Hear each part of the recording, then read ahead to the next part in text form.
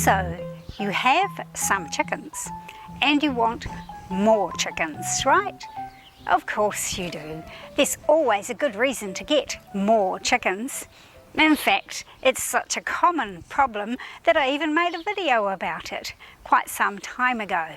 Excuse the terrible singing.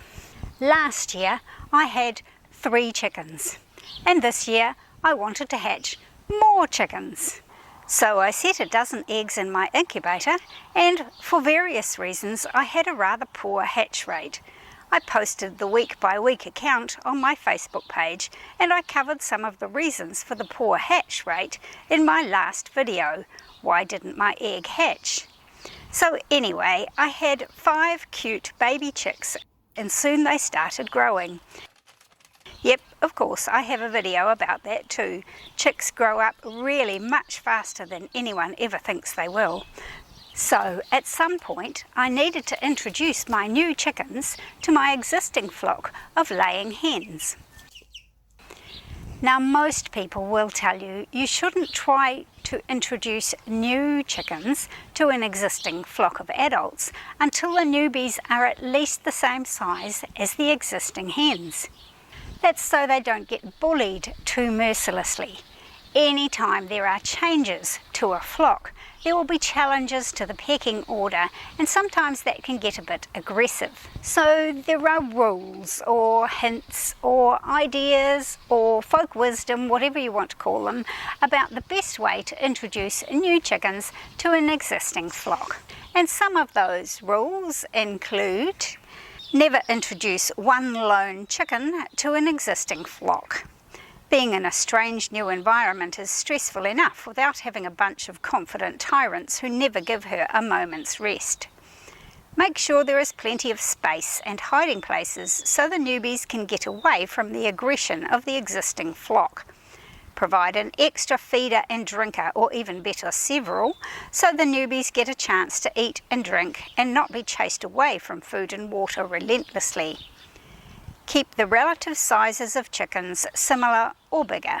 You can introduce large breeds to a flock of bantams, but things are not likely to go so well if you try to introduce bantams to a flock of large breeds. Now, these ideas seem to me to make sense, but I had an existing flock of 3 large hens, Barnevelders, who'd been used to ruling the roost ever since they were hatched. They'd never seen another chicken or had to interact with anybody other than their flock mates. They thought they were the boss, and they were big hens. And I had 5 baby chicks who were rapidly outgrowing their indoor accommodation, as chicks are inclined to do. And I no longer had the luxury of a large rural property where I could have multiple chicken runs and keep them all separate. We now lived in town, and I had space for only 1 chicken run. So I needed to introduce those baby chicks into the main chicken run as soon as possible. So when the chicks were only 4 weeks old, I decided to move them out to the main chicken run with the big hens. And it was a big success. Let me tell you what I did to make it as successful as it possibly could be. Now, there's a school of thought that says you can just put the newbies on the main perch at night, so when the chickens wake up in the morning, they think the newbies must have always been there. This is based on false logic. Chickens know very well who is who. In fact, they can recognize up to 100 different individuals and know where each of them belongs on the pecking order. I made a video about that a long time ago, and it's pretty impressive intelligence, better than the average 5-year-old, and just quietly, I'm not sure I could do it myself. But anyway, you can't fool your chickens into thinking that the new chickens are not strangers. However, in practice, lots of people say it helps, so maybe it does, but it's not what I did. There's another strategy that says to allow the 2 flocks to see and hear each other and be close but separated, so they have a chance to get to know each other before mixing, and this is what I plan to do. First, I had to arrange some outdoor accommodation for the chicks. I used to have my baby chicks graduate to successively larger cardboard boxes as they grew and needed more space. A cardboard box works very well for temporary chicken accommodation, but it doesn't stand up to the outdoor environment. But we did have this old open-fronted plywood box that had originally been built for my very best surrogate mother hen Gonzo. My current hens had used this as their first home before we built the main chicken house. It was sitting on a raised platform made of old pallets, which keeps it off the cold and damp of the ground, but it had rather fallen into disrepair. So my talented and ever-indulgent husband covered in the front with translucent polycarbonate, making 2 doors that open out wide for easy access and cleaning, and a small pop hole for the chickens. We added an incandescent light bulb as a source of heat because the chicks were only still 4 weeks old, and we put the bulb in an upturned bucket so the chicks couldn't burn themselves on it or kick flammable bedding onto it, and to douse the amount of light that it gives off so the chicks could maintain a natural daylight diurnal rhythm. We left the newly renovated box in a corner of the main chicken run and simply used some low plastic netting to fence off a small space around it.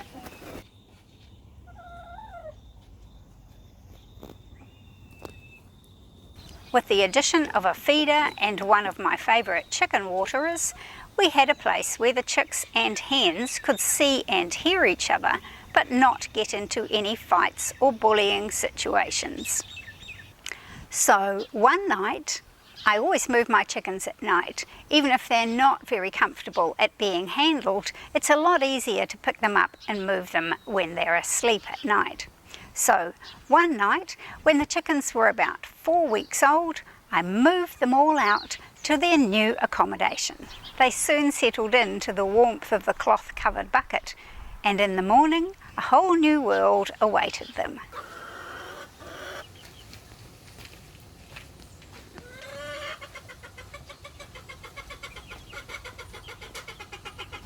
Of course, the big chickens were waiting for them too, and none too pleased about being fenced out of part of what they considered was their chicken run. But the 2 flocks were separate and both safe.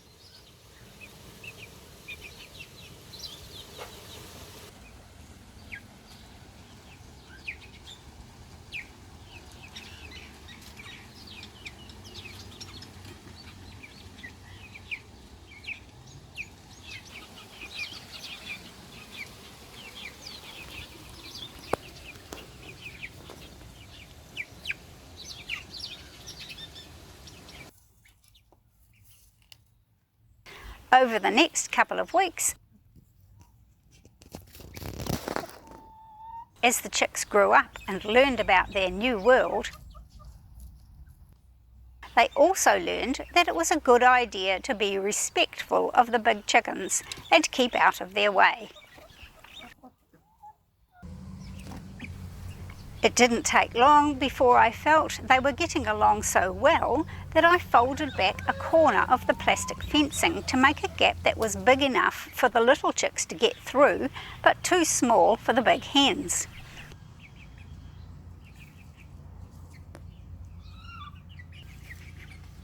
One day I opened up a fresh area of lush vegetation to keep the big hens distracted and gave the chicks free rein to explore the main run on their own.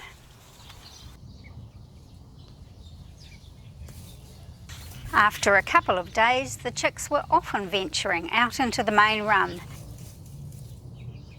and making a dash to safety when the hens chased them away. I was now confident that the little chicks knew how to behave around the big hens, that the big hens were asserting their dominance without malice, and that they all had plenty of space to avoid each other. So I started removing the plastic fence during the day and allowing everyone to mix. I put the fence back up in the late afternoons so the chicks could be sure of an uninterrupted dinner and a full belly each night, and a good breakfast each day before the fence came down.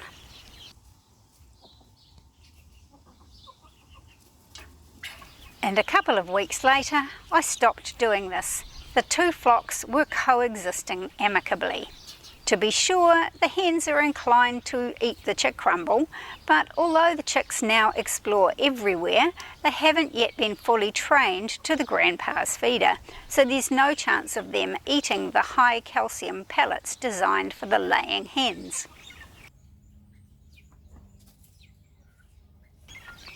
Recently, the chicks have been investigating the big chicken house, even trying on for size the big girl's perch. I found them watching one of my hens on the nest box the other day, so they're learning early about where eggs are supposed to be laid.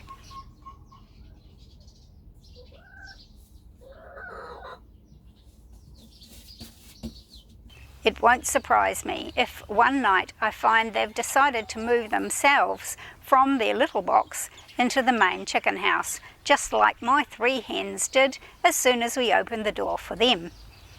Although I expect some loud and forceful objections from the 3 hens. But for me, I have no worries. The 2 flocks are essentially mixed and getting along together nicely.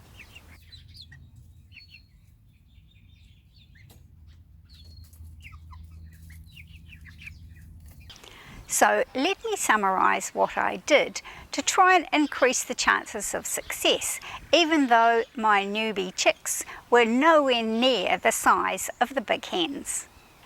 I had more newbies than the existing flock, 3 hens and 5 new chicks.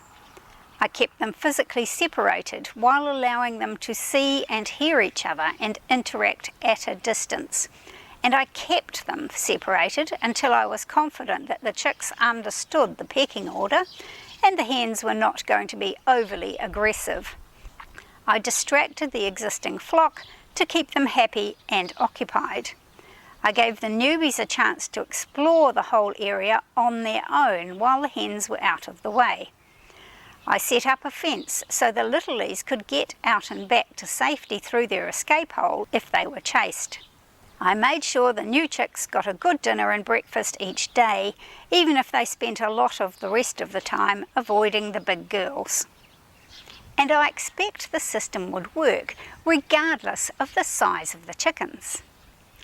But one further caution that I haven't mentioned is quarantine, because I hatched these chicks. If you are introducing new chickens that you got from someone else, you should keep them quarantined away from your flock for a few weeks at least, to make sure that they're not introducing new pests or diseases that your flock are subject to, or vice versa. Since these chicks had never been on any other property, quarantine wasn't an issue for me. If I have to introduce more chickens to my flock, I will certainly do something like this again. It worked really well, and I think it would work regardless of the size of the chickens. So I recommend it to anyone who needs to introduce more chickens to an existing flock. And of course we're all going to need to do that at some point, aren't we? Because we always need more chickens. I'm going to try to resist, at least until next year. Thanks for watching. See you again next time. Bye for now.